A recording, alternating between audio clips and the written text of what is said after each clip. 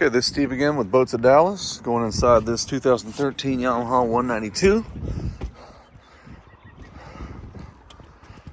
March 18th, 2024. Vinyl appears to be in really good shape. As you can see, it does have the cockpit carpeting.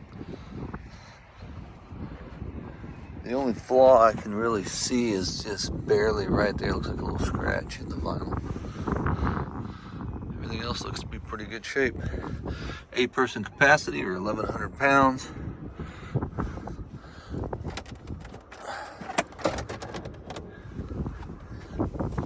And there's your supercharged Yamaha super high output engine. So there you go.